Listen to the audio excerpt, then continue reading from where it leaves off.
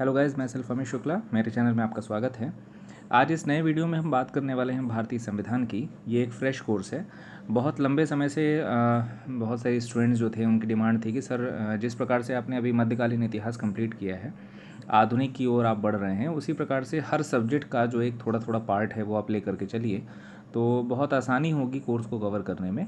और एक साथ हम बहुत सारे कोर्सेज़ को, सब्जेक्ट्स को लेकर के चल पाएंगे। तो जैसे हमने इतिहास का जो शुरू किया था सफ़र, मध्यकालीन इतिहास समाप्त हुआ, आधुनिक जल्द ही हम शुरू करेंगे, उस पर हमारी टीम वर्क कर रही है। भूगोल का जो कोर्स है वो लगभग 8 चैप्टर हमने ख़त्म कर दिए हैं महेश पर्णवाल के, और उस पर भी हमारी टीम अभी वर्क कर रही है। 3 मार्कर के क्वेश्चन की फ्रेमिंग अभी चल रही थी, जिसके हाल ही में भी हमने 3 से 4 वीडियो अभी पोस्ट किए हैं, उसको आप देख सकते हैं। और अब भारतीय संविधान पे जो हमारा वर्क है वो पूरा हो चुका है। इसके लगातार आपको वीडियोज़ जो हैं वो मिलते जाएंगे, डेली के वीडियोज़ मिलेंगे। और ये पूरा जो कोर्स है वो समरी होगी भारत की राज्य व्यवस्था, जो एम लक्ष्मीकांत की किताब है, पूरी उसकी समरी जो है वो हम लगभग आपकी इस पूरे वीडियोज़ में कवर करेंगे। क्रम से आपको वीडियोज़ मिलेंगे। संख्या तो यहाँ बता पाना मुश्किल है, लेकिन मैं कोशिश करूँगा कि कम से कम वीडियोज़ में आपको ये पूरी समरी मिल जाए। लास्ट में एक पूरी कंप्लीट, एक पूरी समरी का एक पूरा वीडियो भी मैं अपलोड कर दूँगा, उससे भी आप ये पूरा समरी जो है एक साथ सुन सकते हैं। तो भारतीय संविधान के इस नए कोर्स में आपका स्वागत है। टेलीग्राम का जो हमारा चैनल है उसमें आप फ्री स्टडी जोन के नाम से आप सर्च करके, नॉर्मल पब्लिक चैनल है, आप उसमें सर्च करके आप ज्वाइन हो सकते हैं। किसी प्रकार के डाउट्स हैं आप वहाँ पे हमसे बात कर सकते हैं। मध्य प्रदेश लोक सेवा आयोग, व्यापम, एसएससी और रेलवे आदि सभी परीक्षाओं के लिए हमारा ये कोर्स इंपॉर्टेंट है। और अगर आपको वीडियोस पसंद आ रहे हैं तो चैनल को लाइक और सब्सक्राइब करना न भूलें। तो स्टार्ट करते हैं भारतीय संविधान से। आप ये जानते हैं कि हमारा जो भारतीय संविधान है उसके निर्माण में कई वर्ष लगे, और कई पृष्ठभूमि ऐसी थी जो बहुत लंबे समय से चली आ रही थी, फिर वो धीरे धीरे क्रमोत्तर रूप से वो हमारे भारतीय संविधान को मूर्त रूप प्रदान करती है। तो संविधान जो आज हम स्टार्ट कर रहे हैं, तो सबसे पहले तो आपको ये जानना होगा कि कॉन्स्टिट्यूशन या संविधान जो है वो होता क्या है। सरल भाषा में अगर हम संविधान को समझना चाहें तो एनसीईआरटीज़ में जो डेफिनेशन मिलती है वो मिलती है इंग्लिश में, अगर मुझे याद आ रही है।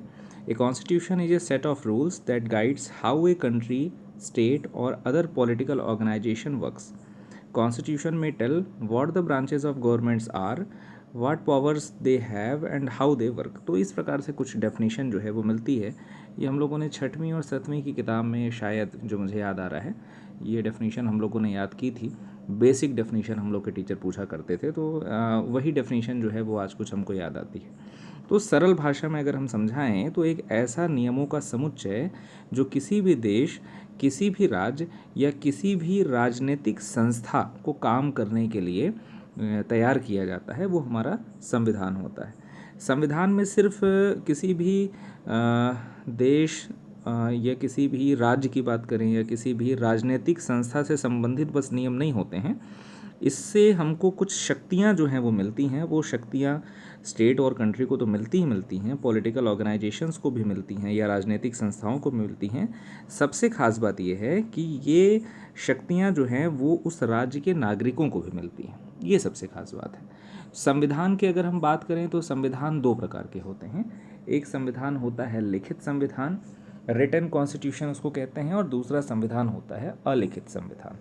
लिखित संविधान, अलिखित संविधान में एक बड़ा बारीक सा अंतर अगर आप समझना चाहें तो ऐसा संविधान जिसमें जो भी जो निर्माण हुआ है, जो संविधान जैसे बना है, तो अगर किसी विस्तृत संविधान सभा के तहत बना है, मतलब उसका एक रिटन डॉक्यूमेंट मौजूद है, तो उसको हम लिखित संविधान कहते हैं। और अगर वो किसी परंपराओं या किसी भी पुरानी जो व्यवस्था चली आ रही है उसी के अनुरूप अगर आज भी चला आ रहा है, तो वो एक अलिखित संविधान हो गया, जैसे ब्रिटेन का संविधान है।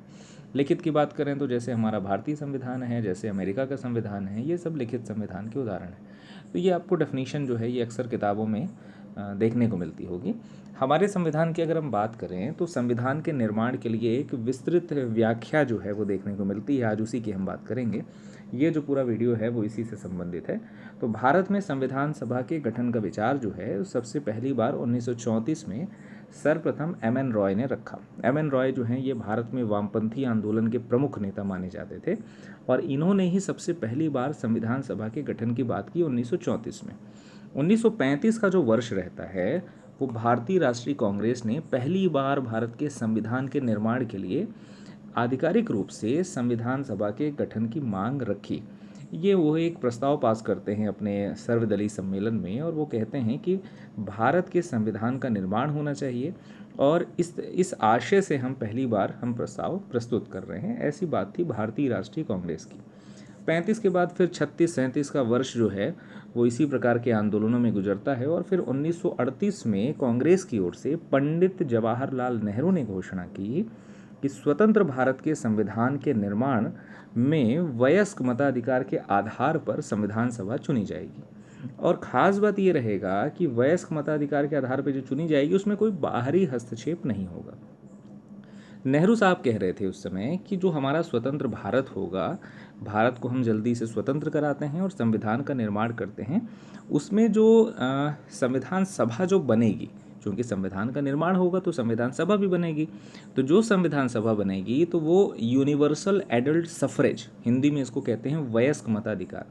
वयस्क मताधिकार मतलब हर उस व्यक्ति को मत देने का अधिकार होगा जो वयस्क होगा। तो वयस्क मताधिकार के आधार पर एक संविधान सभा का चुनाव किया जाएगा और ख़ास बात ये रहेगी कि इसमें कोई बाहरी हस्तक्षेप नहीं रहेगा। नेहरू साहब ये कहना चाह रहे थे कि ब्रिटेन के लोगों का इसमें हस्तक्षेप नहीं होना चाहिए। नेहरू जी की इस मांग को अंततः ब्रिटिश सरकार ने सैद्धांतिक रूप से, ध्यान रखिएगा, व्यवहारिक रूप से नहीं, सैद्धांतिक रूप से स्वीकार कर लिया और 1940 में इसी आशय से वो एक प्रस्ताव लाते हैं जिसको हम अगस्त प्रस्ताव के नाम से जानते हैं। अच्छा, एक बात यहाँ मैं एक्सप्लेन आपको करना चाहूँगा कि यहाँ पे बहुत सारे ऐसे पहलू हैं जो इतिहास से संबंधित रहेंगे, तो इतिहास वाले पहलू को आप सिर्फ दिमाग में रखिएगा और संविधान वाले पहलुओं पे थोड़ा सा गौर करके समझिएगा।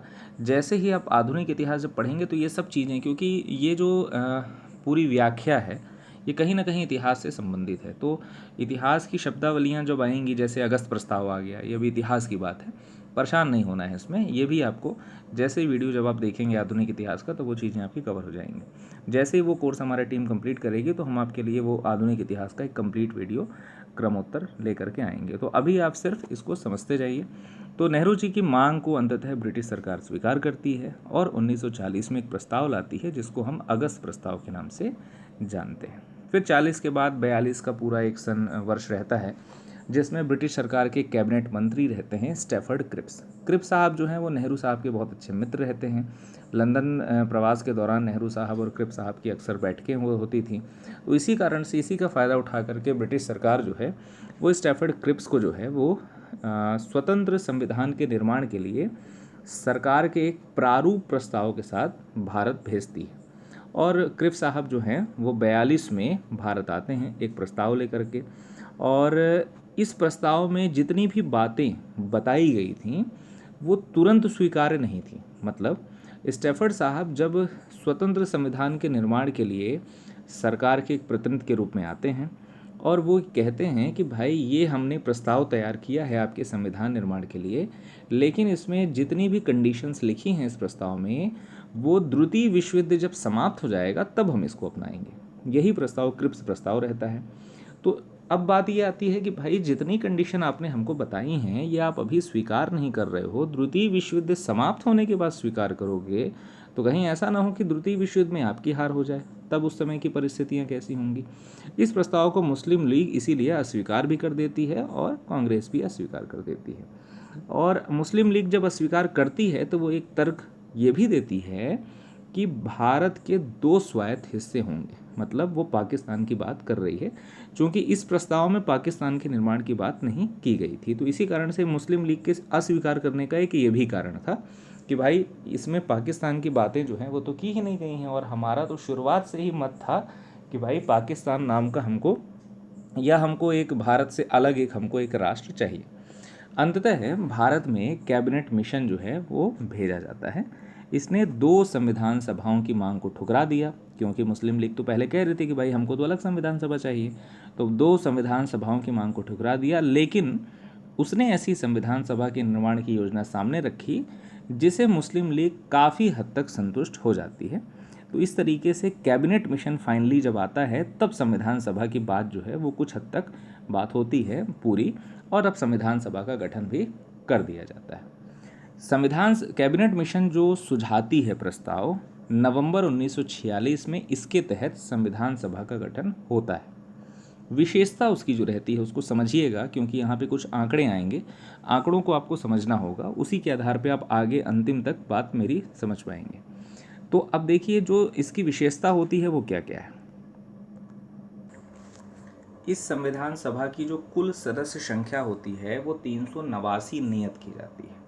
389 कैसे आते हैं उसको समझेंगे बाद में, पहले ये ध्यान रखिए कि 389 इसमें कुल सदस्य संख्या होती है, जिसमें से 296 सदस्य जो हैं वो ब्रिटिश भारत से आते हैं। ब्रिटिश भारत से मतलब ऐसे प्रांत या ऐसे हिस्से जहाँ पे ब्रिटेन की सरकार का सीधे तौर पे शासन था। तो 296 सदस्य जो हैं वो ब्रिटिश भारत से आ गए। जो शेष 93 लोग बचते हैं वो देशी रियासतों से आते हैं, क्योंकि बहुत सारी ऐसी रियासत थी जिसमें राजा लोग शासन कर रहे थे, उनकी संख्या 93 थी। तो 93 जो हैं वो देशी रियासतों से चुन करके आते हैं। 296 और 93 कुल मिलाकर के 389 कुल सदस्य संख्या होती है। अब ध्यान रखिए कि जो ब्रिटिश भारत की बात करें तो 292 सदस्य जो हैं, ध्यान रखिएगा 292 सदस्यों का चयन 11 जो गवर्नर के प्रांत थे उनसे होते थे। मतलब उस समय जो 11 गवर्नर जहाँ बैठते थे उनके प्रांतों से 292 का चयन हुआ। तो 92 जो थे वो सीधे आते थे, कहाँ से, प्रांतों से आए थे, और 4 जो थे, क्योंकि 296 हैं तो 292 तो सीधे प्रांतों से आ गए, 4 जो थे वो कुछ ऐसे क्षेत्र थे जहाँ पे चीफ कमिश्नर बैठता था, जिसको हिंदी में आप मुख्य आयुक्त कह सकते हैं। तो चीफ कमिश्नरी क्षेत्र से 4 व्यक्ति आए थे। तो इसीलिए मैं कह रहा हूँ कि 296 जो थे वो किससे आए थे, ब्रिटिश भारत से आए थे। 292 + 4 = 296, और 93 तो अपने देशी रियासत से है ही हैं। यहाँ पे बात ये की गई थी कि हर प्रांत और देशी रियासतों को उनकी जनसंख्या के अनुपात में सीट आवंटित की जाएगी। मतलब जो आवंटन किया गया था सीट का वो जनसंख्या के अनुपात के आधार पे किया गया था। मतलब ज़्यादा जनसंख्या ज़्यादा सीट, कम जनसंख्या कम सीट। 10 लाख पे 1 सीट का आवंटन होना था, ध्यान रखिएगा।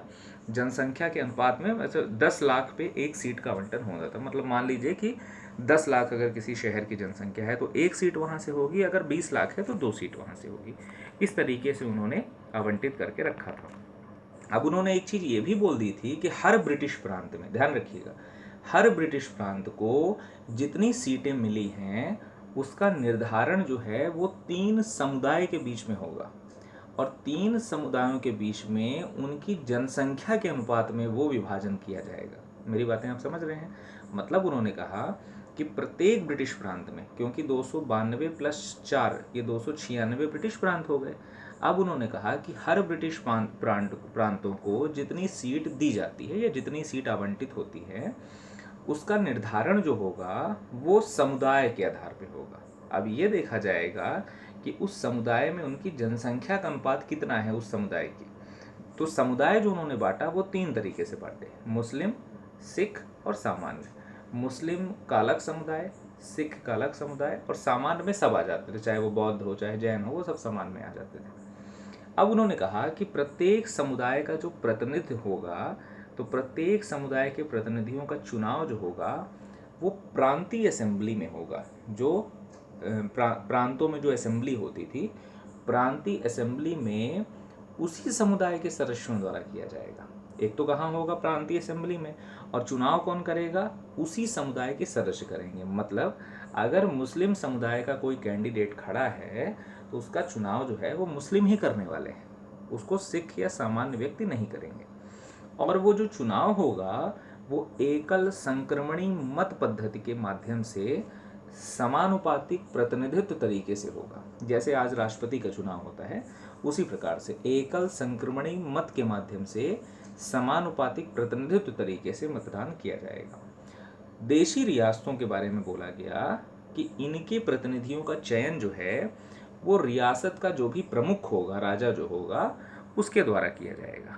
तो ये आप समझ गए होंगे कि ब्रिटिश प्रांत में कैसी व्यवस्था करनी थी और यहाँ कैसी। तो देसी रियासतों के संबंध में इस तरीके का प्रावधान था। अब देखते हैं आगे कैसी व्यवस्था है। कुछ खास बात मैंने ये चीज़ लिख दी है। ये प्रश्न दरअसल आए हुए हैं परीक्षा में। संविधान सभा के संबंध में कौन सा कथन सही है नहीं है, ऐसे करके प्रश्न पूछे गए हैं। तो यहाँ पे प्रश्न मैंने जो आया था उसी को हूबहू लिखा है कि संविधान सभा जो है वो आंशिक रूप से नामांकित निकाय थी। नामांकित मतलब उनका नामांकन हुआ था जो भी सदस्य थे। तो आपने देखा कि अगर ब्रिटिश अगर प्रांतों की बात करें तो वहाँ भी एक तरह से नामांकन की प्रक्रिया के तहत आ रहे हैं, और जो हमारे देशी रियासत है वहाँ तो राजा प्रमुख जो है वो नामांकन कर ही रहा है। सदस्यों का जो चयन होता था वो अप्रत्यक्ष रूप से होता था। अप्रत्यक्ष रूप से जो भी प्रांत में व्यवस्थापिका होती थी, ये सदस्य जो हैं वो चयन करके भेजते थे। मतलब मताधिकार आपने देखा कि व्यापक मताधिकार नहीं है, सीमित मताधिकार है। चूंकि डायरेक्ट अगर होता तब वो व्यापक मताधिकार होता, विस्तृत मताधिकार होता, लेकिन यहाँ पे सीमित मताधिकार है। चुनाव का जो कार्यक्रम तय किया गया उसमें कहा गया कि जुलाई अगस्त 1946 में हम पूरा ये चुनाव प्रारंभ करवाएंगे। तो 296 सीटों के लिए चुनाव जो है, चूंकि ब्रिटिश प्रांत की बात हो रही है यहाँ पे, 296 सीटों के लिए चुनाव जो है वो होता है। चुनाव हुआ। 208 इंडियन नेशनल कांग्रेस, 73 मुस्लिम लीग और 15 स्वतंत्र सदस्य होते हैं। 93 जो सीटें, अब आपके दिमाग में प्रश्न आता होगा कि 296 का तो ठीक है, 93 कहाँ गए? तो 93 सीटें जो हैं वो देसी रियासतों की भर ही नहीं पाई। क्यों? क्योंकि उन्होंने कहा कि भाई हम स्वयं को संविधान सभा से अलग रखने का निर्णय लेते हैं। मतलब जो 93 जो देसी रियासत थे उन्होंने स्वयं को संविधान सभा से अलग रखा। तो ये 93 की बात अभी कुछ देर तक यहाँ पे ख़त्म हो जाती है। जो हमारी 296 सीटें थीं उसमें 208 इंडियन नेशनल कांग्रेस, 73 मुस्लिम लीग और 15 स्वतंत्र सदस्य के रूप में निकल करके सामने आती हैं। संविधान सभा का जो चुनाव है वो भारत के वयस्क मतदाताओं द्वारा प्रत्यक्ष रूप से नहीं हुआ था। ध्यान रखिएगा, मैंने अभी थोड़ी देर पहले भी बताया। हालांकि इसमें हिंदू, मुस्लिम, सिख, पारसी, आंग्ल, भारतीय, ईसाई, SC ST आदि को जगह मिली थी, लेकिन प्रत्यक्ष रूप से नहीं हुआ था। आगे अगर हम बात करें कि कार्य प्रणाली जो हुई वो कैसी हुई, चूंकि संविधान सभा तो बन गई, उतने उतने सदस्य आ गए।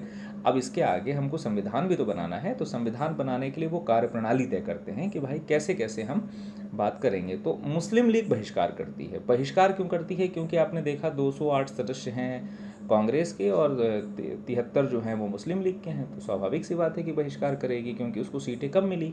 उसके दिमाग में तो ये चल रहा था कि हम अच्छी सीटें ला लेंगे और ला करके हम अपने अलग चुनाव करवा करके अलग देश बना लेंगे पाकिस्तान। ऐसी कुछ उसकी मंशा थी, लेकिन पूरी हो नहीं पाई। तो पहले बैठक में ही वो बहिष्कार कर देते हैं। तो पहले बैठक में जब होती है तो 211 सदस्य ही हिस्सा लेते हैं। कायदे से 296 सदस्य पूरे पूरे हिस्सा लेने चाहिए, लेकिन 211 ही लेते हैं। 9 दिसंबर 1946 को पहली बैठक होती है। पहली बैठक में 211 सदस्य हिस्सा लेते हैं। ये प्रश्न आया है, ध्यान रखिएगा। तो भाई स्वाभाविक सी बात है कि जब कोई बैठक होती है तो उसमें एक नेता चुना जाता है। क्योंकि सबसे वरिष्ठ सदस्य थे डॉक्टर सच्चिदानंद सिन्हा, इन्हीं को अस्थायी अध्यक्ष के रूप में चुन लिया गया और बैठक की कार्रवाई चालू कर दी गई। तो 9 दिसंबर 1946 पहली बैठक, मुस्लिम लीग बहिष्कार करती है, 211 सदस्य हिस्सा लेते हैं और अस्थायी सदस्य का चुनाव होता है। डॉक्टर सच्चिदानंद सिन्हा जो हैं वो अस्थायी अध्यक्ष के रूप में चुने जाते हैं। फिर 9 के बाद फिर 10 तारीख को कुछ नहीं होता। 11 दिसंबर 1946 को फिर सभा बैठती है और संविधान सभा जो है वो 11 दिसंबर 1946 को डॉक्टर राजेंद्र प्रसाद को स्थायी अध्यक्ष के रूप में चुन लेती है। 13 दिसंबर 1946 को एक दिन बाद पंडित नेहरू उस सभा में एक प्रस्ताव पेश करते हैं। वो प्रस्ताव जो है वो उनके उद्देश्यों की एक झलक रहती है। जो संवैधानिक ढांचा वो चाह रहे थे उसका एक दर्शन वो प्रस्तुत करते हैं। उसको हम उद्देश्य प्रस्ताव के नाम से जानते हैं। तो 13 दिसंबर 1946 को पंडित जवाहरलाल नेहरू ने एक उद्देश्य प्रस्ताव पेश किया जिसमें संवैधानिक ढांचे की झलक व दर्शन प्राप्त होता है। और आज यही उद्देश्य प्रस्ताव जो है वो हमारी भारतीय संविधान की प्रस्तावना के रूप में दिखती है। तो ये ध्यान रखिएगा, 13 दिसंबर 1946 को उद्देश्य प्रस्ताव प्रस्तुत किया जाता है। 22 जनवरी 1946 को सर्वसम्मति से इसको स्वीकार कर लिया जाता है, इस उद्देश्य प्रस्ताव को, और कालांतर में यही उद्देश्य प्रस्ताव जो है वो प्रस्तावना का रूप बनती है। आगे हम बात करते हैं उस अधिनियम की जो स्वतंत्रता अधिनियम के रूप में जाना जाता है। तो संविधान सभा से खुद को अलग रखने वाली जो भी देशी रियासतें थीं, इनके प्रतिनिधि जो हैं वो धीरे धीरे इसमें शामिल होने लगे। क्यों? क्योंकि उनको ये लगा कि भाई कल को हमारी बातें तो मानी जा ही नहीं रही हैं, और धीरे धीरे इस प्रकार से वल्लभ भाई पटेल साहब हो गए, जवाहरलाल नेहरू हो गए, ये सब अथक प्रयास से धीरे धीरे उनको एक करने में लगे हुए थे, खासकर वल्लभ भाई पटेल। तो देशी रियासत के प्रतिनिधि किसी तरीके से मान करके धीरे धीरे इसमें शामिल हो रहे थे। 28 अप्रैल 1947 को 6 राज्य के प्रतिनिधि सभा के सदस्य बन चुके थे। वो 6 राज्य जो थे वो बड़ौदा, बीकानेर, जयपुर, पटियाला, रीवा और उदयपुर। 3 जून 1947, ये डेट ध्यान रखिएगा, ये मनबाटन योजना, जिसको हम माउंट बैटन प्लान के नाम से जानते हैं, भारत के बंटवारे के लिए पेश की गई योजना है। स्वीकार करने के बाद अन्य देशी रियासतों के ज़्यादातर प्रतिनिधियों ने सभा में अपनी सीटें ग्रहण कर ली। भारतीय हिस्से की मुस्लिम लीग के सदस्य भी सभा में शामिल हो गए।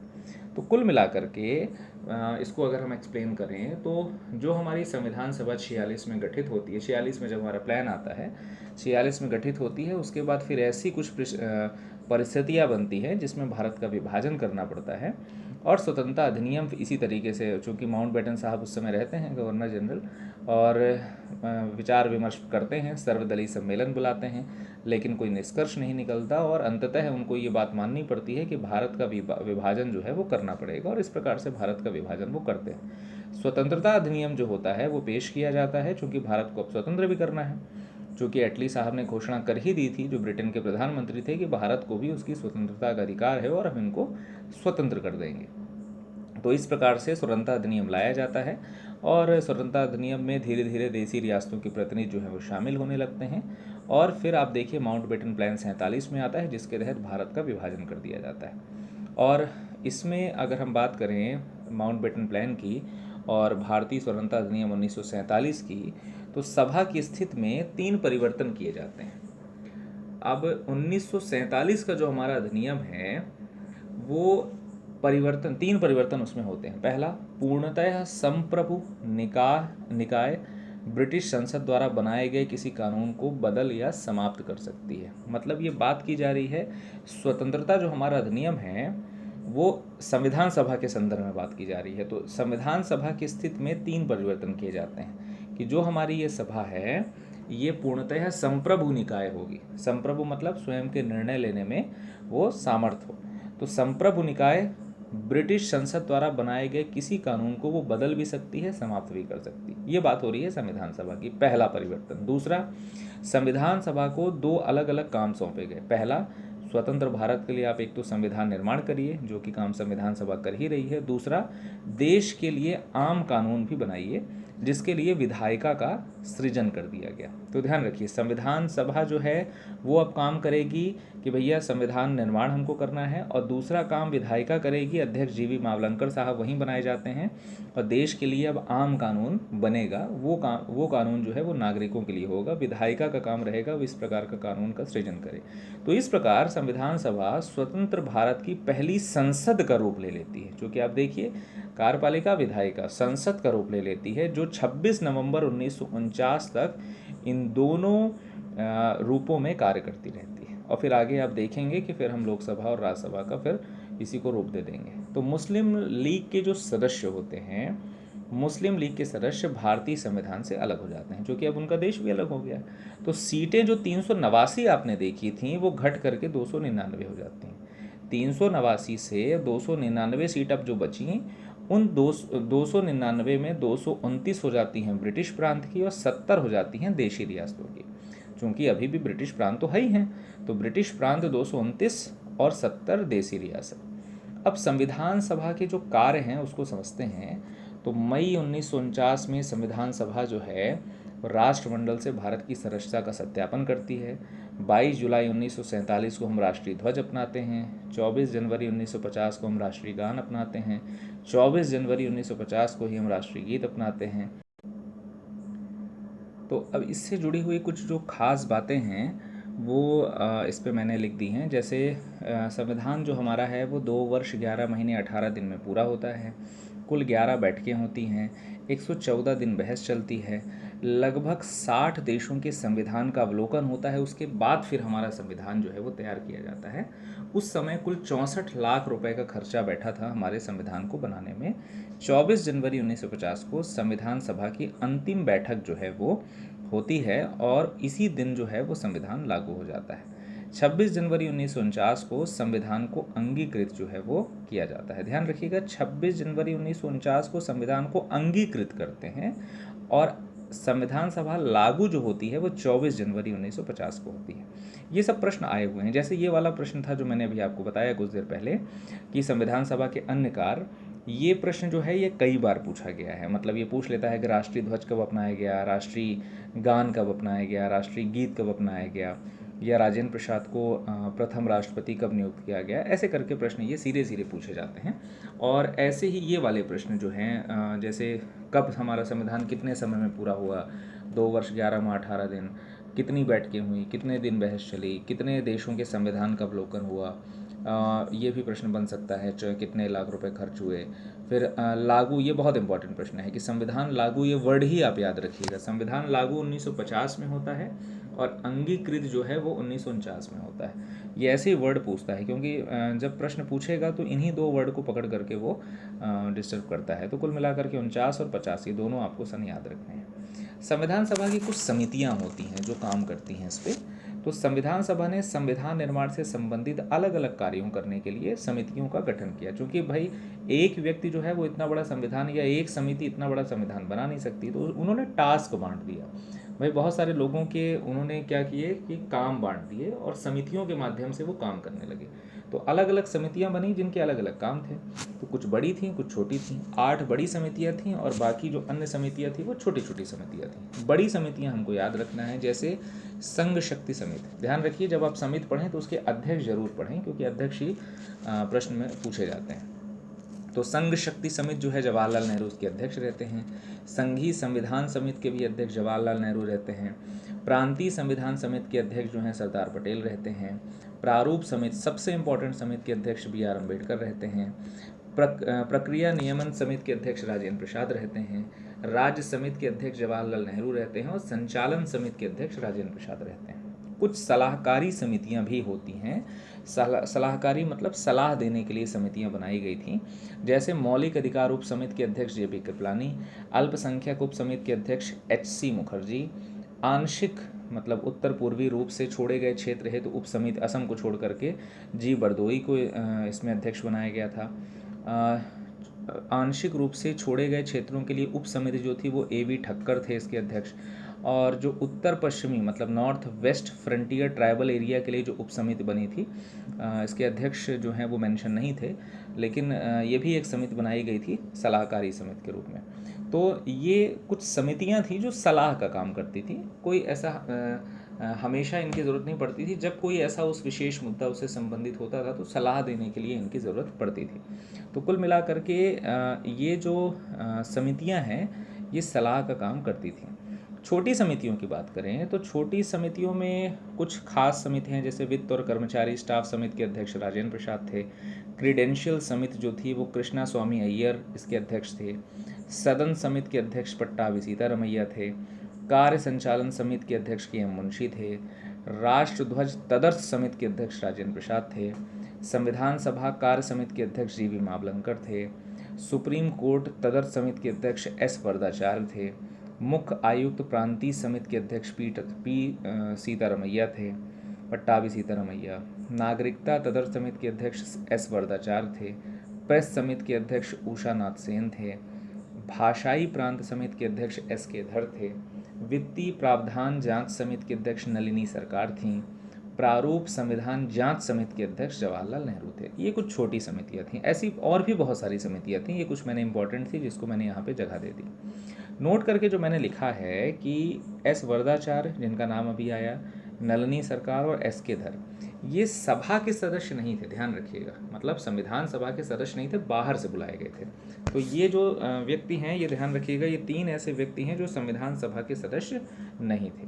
सबसे इंपॉर्टेंट समिति जो मैंने आपको बताई, जो आपको पढ़ना भी है, वो है प्रारूप समिति। सर्वाधिक महत्वपूर्ण समिति थी। गठन 29 अगस्त 1947, ध्यान रखिएगा 29 अगस्त 1947। अब जैसा कि उसका नाम है प्रारूप समिति या फॉर्मेट कमेटी। तो प्रारूप समिति जो है वो संविधान का प्रारूप करने की जिम्मेदारी जो थी, प्रारूप तैयार करने की जिम्मेदारी इसकी थी। इसके अध्यक्ष भी आपको याद रखने हैं और इसके पूरे सदस्य भी याद रखने हैं। B.R. अम्बेडकर साहब इसके अध्यक्ष थे, N. गोपाला स्वामी अयंगर हो गए, अल्लादी कृष्ण स्वामी अय्यर हो गए, K.M. मुंशी, सैयद मोहम्मद सादुल्ला, ये इनके सदस्य हो गए। दो ऐसे सदस्य थे जो बीच में विस्थापित होकर के नए सदस्यों को जगह दी जाती है, जैसे N. माधवराव, ये B.L. मित्र की जगह आते हैं क्योंकि B.L. मित्र साहब त्यागपत्र दे देते हैं। T.T. कृष्णमाचारी ये D.P. खेतान की जगह आते हैं क्योंकि उनके बीच में आकस्मिक रूप से मृत्यु हो गई थी। तो इसी कारण से आपको ये नए तो याद रखने हैं, फिर ये भी ध्यान रखना है कि कौन किसकी जगह आता है, क्योंकि ये भी प्रश्न बनते हैं। आगे अगर हम बात करें प्रारूप समिति की, तो प्रारूप समिति ने अपना पहला जो प्रारूप तैयार करके प्रकाशित किया वो फरवरी 1948 में प्रकाशित किया। फिर एक दूसरा प्रारूप वो लाते हैं अक्टूबर 1948 में। तो दो प्रारूप लाते हैं। ये प्रारूप समिति जो है वो कुल 141 बैठकें जो हैं वो करती है। 141 बैठकें करने के बाद वो ये दो प्रारूप जो हैं ये प्रस्तुत करते हैं और फिर अंतिम प्रारूप ये 4 नवंबर 1948 को लाते हैं और यही संविधान का प्रारूप होता है। और संविधान पहली बार जो पढ़ा जाता है वो इसी तारीख को पढ़ा जाता है, 4 नवंबर 1948 को। ध्यान रखिएगा, बहुत अच्छा क्वेश्चन है ये। पहली बार संविधान जो पढ़ा जाता है वो 4 नवंबर 1948 को पढ़ा जाता है और सभा की इस पर 5 दिन आम चर्चा होती है। चूंकि संविधान पढ़ा गया तो अब चर्चा होनी है कि भाई संविधान जो पढ़ा गया उसमें जो बातें हमने बताई हैं क्या वो सही हैं, और सही हैं तो किस हद तक सही हैं, क्या उसमें संविधान संशोधन कुछ करना है या क्या उसमें संशोधन कुछ करना है, इस तरीके से कुछ बातें जो हैं वो होती हैं। तो 15 नवंबर, चूँकि 5 दिन चर्चा हुई, 4 से 5 तो 9 तारीख यहीं पर हो गई। फिर 15 नवंबर को फाइनली दूसरी बार संविधान पर विचार होता है। 17 अक्टूबर 1949 बीतता है, फिर 14 नवंबर 1949 को तीसरी बार फिर विचार होता है। तो ये कुल मिलाकर के विचारों का ये पूरा एक पड़ाव रहता है। और डॉक्टर अंबेडकर ने यहीं पर the constitution as settled by the assembly be passed करके एक प्रस्ताव जो है वो पेश किया। और जैसे ही तीसरा वाचन होता है या तीसरी बार जैसे ही विचार होता है तो इस तरीके का एक प्रस्ताव जो है उसका जो शीर्षक होता है the constitution as settled by the assembly be passed, ये एक प्रस्ताव जो है वो पेश करते हैं। और इस प्रस्ताव को 26 नवंबर 1949, ध्यान रखिएगा ये डेट, ये जो अंबेडकर साहब प्रस्ताव पेश करते हैं तो संविधान के प्रारूप पर पेश इस प्रस्ताव को 26 नवंबर 1949 को पारित घोषित कर दिया जाता है। और जब ये पारित होता है तो 299 पूरे सदस्य होते हैं, आपको ध्यान होगा, लेकिन इस प्रस्ताव को पारित करते समय 284 सदस्य जो हैं उपस्थित होते हैं और यही 284 सदस्य जो हैं उपस्थित होकर के संविधान पर हस्ताक्षर भी करते हैं। और 26 नवंबर 1949 को संविधान में प्रस्तावना रहती है, 395 अनुच्छेद रहते हैं और 8 अनुसूचियाँ रहती हैं। और इस प्रकार से जैसे ही प्रस्ताव पेश होता है तो हमारा संविधान प्राथमिक रूप से बन करके तैयार हो जाता है। B.R. अम्बेडकर को इसीलिए भारत के संविधान के पिता के रूप में जाना जाता है, आधुनिक मनु की भी संज्ञा दी जाती है और भारतीय संविधान के शिल्पकार के रूप में जाना जाता है। संविधान जो है वो 26 जनवरी 1950 को लागू हुआ। कांग्रेस के लाहौर अधिवेशन दिसंबर 1929 में हमने पूर्ण स्वराज दिवस जो है वो मनाया था, चूँकि वो दिसंबर 1929 में पूर्ण स्वराज दिवस हम मनाते हैं। तो ध्यान रखिएगा 26 जनवरी जो हमने डेट तय की वो डेट इसीलिए की क्योंकि दिसंबर 1929 में हम ये बोलते हैं कि हम पूर्ण स्वाधीनता या पूर्ण स्वराज दिवस जो है वो 26 जनवरी को मनाएंगे। 26 जनवरी 1930 को पहला मनाया जाता है, तो इसी कारण से हमने 26 जनवरी की डेट यहाँ पे भी तय की कि 1950 में हम 26 जनवरी के दिन ही अपने संविधान को लागू करेंगे। तो ये पूरी बातें जो हैं वो इससे संबंधित रहती हैं। कुछ आलोचनाएं भी होती हैं संविधान की, समय समय पे अलग अलग संविधान वेत्ता जो हैं इसकी आलोचना करते हैं और अलग अलग संविधान निर्माता जो हैं वो इसकी बात करते हैं। कुछ बिंदुओं के माध्यम से वो आलोचना करते हैं, जैसे कहते हैं कि भाई ये प्रतिनिधि निकाय नहीं थी। मतलब प्रतिनिधि जो हैं, जैसे एक निकाय होता है, एक सिस्टम होता है जिसमें अलग अलग प्रतिनिधि होते हैं, तो ये प्रतिनिधि निकाय जो है वो नहीं थी। संप्रभुता भी इसमें नहीं थी, चूँकि अलग अलग देशों से हमने बहुत सारी चीज़ें जो हैं इसमें रखी हैं। फिर उन्होंने बताया कि 2 वर्ष 11 महीने 18 दिन में आपने इतना बड़ा समय जो है वो ले लिया संविधान को तैयार करने में, एक समय की बर्बादी है। कांग्रेस का प्रभुत्व रहता है, चूँकि जितने भी नेता रहते हैं वो सब कांग्रेस के रहते हैं।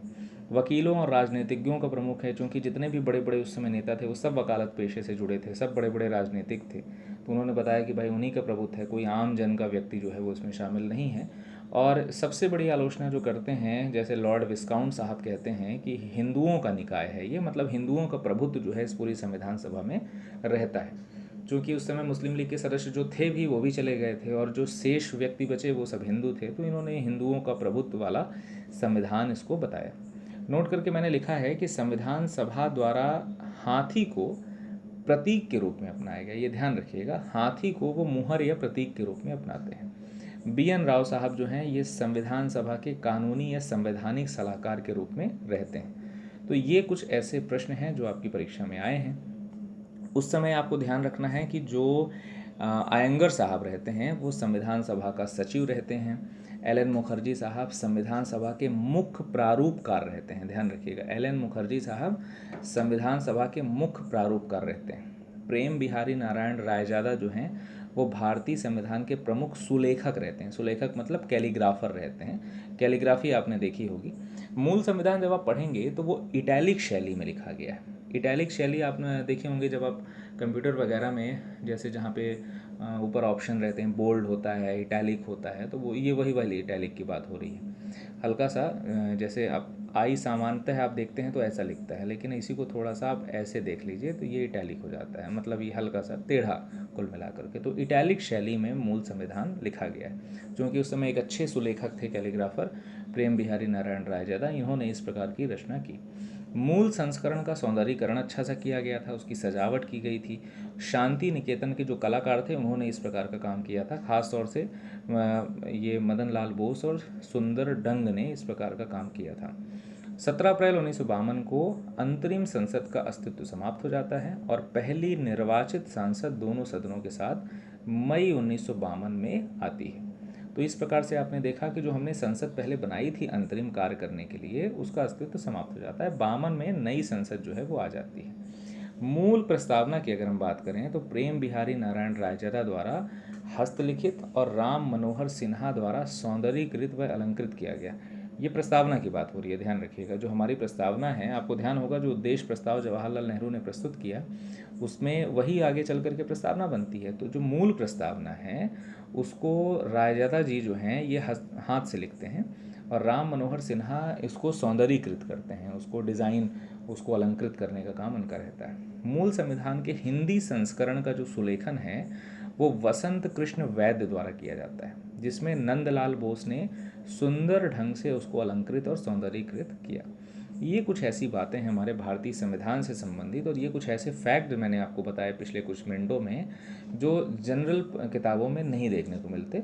M लक्ष्मीकांत की किताब में बड़े अच्छे से दिया हुआ है। तो आप इन फैक्ट्स को ध्यान रखें और परीक्षाओं में जब कठिन प्रकृति के प्रश्न बनते हैं तो ऐसे प्रश्न सामने देखने को मिलते हैं। आप ये पूरा वीडियो जो है ये हमारा भारतीय संविधान से संबंधित था। ऐसे ही आपको आगे जो हैं वीडियोज़ मिलते रहेंगे। अभी तक अगर आपने हमारे चैनल को सब्सक्राइब नहीं किया है तो सब्सक्राइब करें, लाइक कर सकते हैं और अपने सोशल नेटवर्किंग प्लेटफॉर्म जो आपका है उसमें आप शेयर करें और उन्हें ज़्यादा से ज़्यादा लोगों को फॉलो करने के लिए बोलें। हमारे टेलीग्राम चैनल है जिसमें आप फ्री स्टडी जोन के नाम से आप सर्च कर सकते हैं, सर्च टैब में जा करके, और वहाँ पे आप हमारे इस चैनल से जुड़ सकते हैं। आशा करता हूँ आपको ये पूरा वीडियो जो है पसंद आया होगा। किसी भी प्रकार की अगर कोई दिक्कत है तो आप कमेंट सेक्शन या टेलीग्राम सेक्शन के माध्यम से आप हमसे बात कर सकते हैं। इसी प्रकार से आपको डेली संविधान के वीडियो मिलते रहेंगे। संविधान का एक चैप्टर आपके लक्ष्मीकांत का यहाँ पे समाप्त होता है। आज इस वीडियो में इतना ही। Thank you.